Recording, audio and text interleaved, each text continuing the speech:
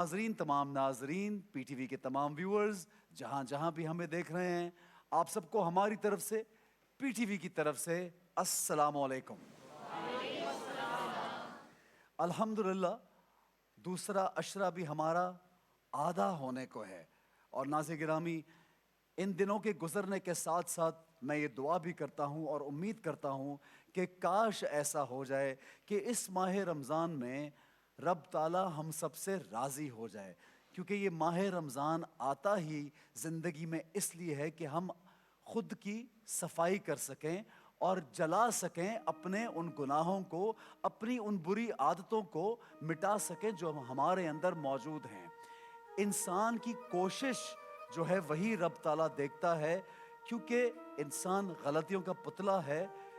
हम बिल्कुल परफेक्ट तो नहीं हो सकते, लेकिन अगर अच्छे बनने की, अच्छा करने की, अच्छे इंसान होने की कोशिश भी कर लेंगे तो वो हमारे लिए काफ़ी होगा, क्योंकि रब ताला मेरी आपकी नीयत देखेगा और कोशिश देखेगा। नाज़िर गिरामी, जब हम अच्छे इंसान बनने की बात करते हैं तो जिस तरह से आपने आज तलावत कलाम पाक सुनी और उसका तर्जुमा आपके सामने पेश किया गया, तो आप ये जानते हैं कि रब ताला का हुक्म है कि बेहतर से बेहतरीन बनते चले जाओ, और आका करीम सल्लल्लाहु अलैहि वसल्लम को मेरे और आपके लिए भेजा इस दुनिया में ताकि वो हमें तालीम दे सके। खुद हजूर सल्लल्लाहु अलैहि वसल्लम ने फरमाया कि मुझे मौलिम बनाकर भेजा गया है, यानी कि रसूल खुदा सल्लल्लाहु अलैहि वसल्लम की ज़ात मेरे और आपके लिए उस्ताद की ज़ात है, हमें सिखाने वाली ज़ात है, हमें पढ़ाने वाली ज़ात है, हमें तालीम देने वाली ज़ात है, हमें दुनिया और आखिरत में कामयाब कराने वाली ज़ात है, हमें अगले जहान में रब के आगे पेश होना है, उसकी तैयारी, उस इम्तिहान की तैयारी रसूल खुदा मुस्तफ़ा सल्लल्लाहु अलैहि वसल्लम ने वो तैयारी मेरी और आपकी इस दुनिया में कराई है। नाज़िर गिरामी, पहली वही जो नाजिल होती है, पढ़ अपने रब के नाम से जिसने पैदा किया। यही आयत इस बात का ऐलान है कि इस्लाम की बुनियाद इल्म पर है। अल्लाह ताला ने पहली वही में ना दौलत का जिक्र किया, ना हुकूमत का, ना बादशाहत का, ना इज्जत का, ना किसी और चीज का, बल्कि अगर हुक्म दिया तो वो है पढ़ने का, इल्म हासिल करने का, तालीम का। ये इस बात की दलील है नाज़िर गिरामी कि इस्लाम में इल्म की किस कदर अहमियत है।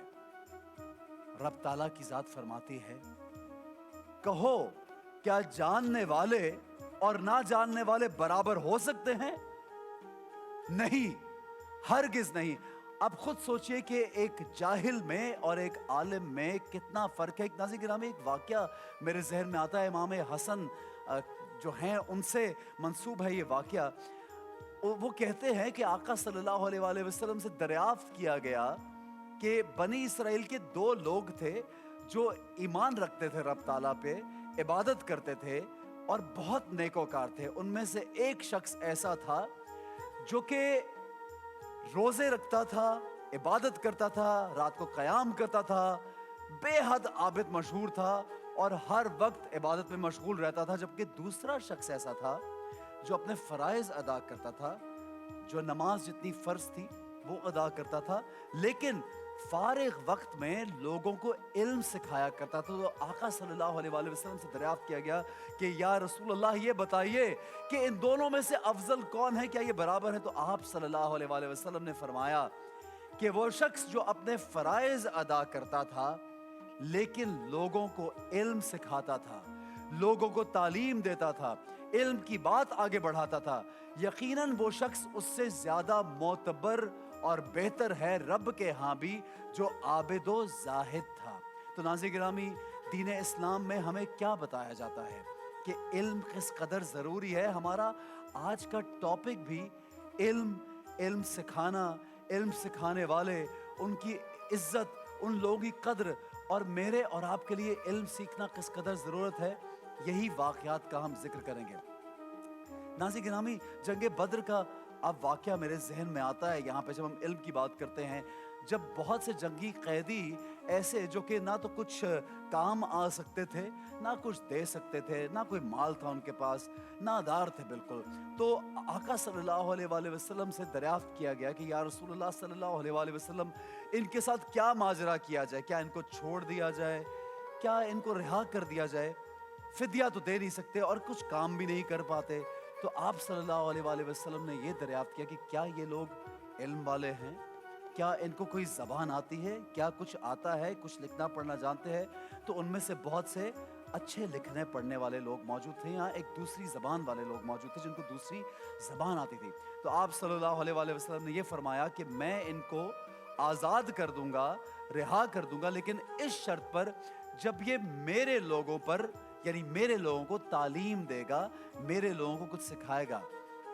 ایک آدمی کا یہ فدیہ تھا کہ وہ 10 بچوں کو یا 10 لوگوں کو پڑھنا لکھنا سکھائے.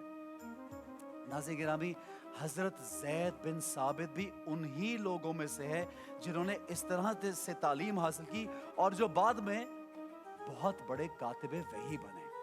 ناظرین گرامی، اصحاب صفا کا واقعہ ہمارے سامنے آتا ہے. آپ اصحاب صفا کو دیکھیے، اس قدر جید صحابی، اتنے بڑے بڑے صحابی جو وہاں پہ صرف موجود اس لیے ہوتے تھے کہ وہ آقا صلی اللہ علیہ وآلہ وسلم سے تعلیم حاصل کریں. وہ اپنا گھر بار سب کچھ چھوڑ کے آپ صلی اللہ علیہ وآلہ وسلم کے در پہ موجود ہوتے.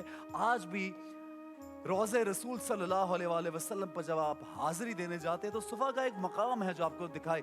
صفا کا وہ مقام جو جہاں پہ وہ صحابی موجود تھے، اور وہ صحابی اس قدر مشہور صحابی حضرت ہریرہ رضی اللہ تعالیٰ، جو ابو ہریرہ جس کو کہا جاتا ہے رضی اللہ تعالیٰ عنہ، حضرت ابو ذر غفاری رضی اللہ تعالیٰ عنہ، اور بے شمار جلیل القدر صحابی جن کا شمار بہت بڑے صحابیوں میں ہوتا ہے، وہ اصحاب صفا میں شامل تھے. تو ناظرین گرامی، وہ وہاں پہ اپنا گھر بار، کاروبار، دنیا سب کچھ چھوڑ کے صرف اور صرف علم کی تلاش میں وہاں موجود تھے. اور آپ دیکھیے علم حاصل کرنے کے شوق نے ان کو کس قدر بلند مرتبہ دیا، جو کہ دنیا اور آخرت میں سب سے، آپ دیکھیے، اونچا مرتبہ. سب سے زیادہ احادیث آج اگر ہم جب دیکھتے ہیں، پڑھتے ہیں، حضرت ابو ہریرہ سے مروی ہیں. اور اس طرح بے شمار ناظرین گرامی ہمیں واقعات ملتے ہیں. جب تعلیم اور علم کی ہم بات کرتے ہیں تو ہمارے دین اسلام میں ہمارے دین کو سکھانے والے ہمارے استاد محترم جتنے لوگ ہیں، ان کی کیا قدر ہے، کیا منزلت ہے. امام علی کا جب ہم ذکر کرتے ہیں ناظرین گرامی، آپ جانتے ہیں کہ امام علی کے بارے میں کہا جاتا ہے کہ رسول خدا صلی اللہ علیہ وسلم کہتے ہیں کہ میں علم کا شہر ہوں تو علی اس کا دروازہ ہے. تو آپ دیکھیے ناظرین گرامی، امام علی کا رتبہ علم کے حوالے سے کس قدر ہے کہ تمام کے تمام لوگ اس زمانے کے اور بعد کے زمانے کے لوگ بھی آپ کے علم سے آج بھی فائدہ اٹھا رہے ہیں. یعنی کہ امام علی تو یہ کہا کرتے تھے کہ مجھ سے پوچھو، مجھے اتنا علم ہے، لیکن پوچھنے والے کم لوگ تھے. تو وہ کہتے تھے سیکھ لو اس سے پہلے کہ میں چلا جاؤں. اور پھر یہ بھی کہا کرتے تھے کہ جس نے کسی کو ایک لفظ سکھایا وہ اس کا غلام ہوتا ہے. جب کوئی کسی کو ایک لفظ بھی سکھا دے وہ اس کا غلام بنتا ہے. یعنی کہ اتنا رتبہ استاد کا. تو ناظرین گرامی، ہم علم کی بات کریں گے، ہم یہ دیکھیں گے کہ کیا ہمارے معاشرے میں، کیا ہم مسلمان، آج کا مسلمان علم میں کتنا آگے ہے. اور جب علم کی بات ہوتی ہے تو ایک سچا استاد، ایک اچھا استاد، ایک اچھا سکھانے والا آپ کے ساتھ آس پاس موجود ہو، کیا ہم اس کی قدر کرتے ہیں؟ کیا اس کو وہ عزت دی جاتی ہے جو ہمیں دین اسلام نے سکھائی ہے؟ اسی کے بارے میں ہم گفتگو کریں گے آج جناب.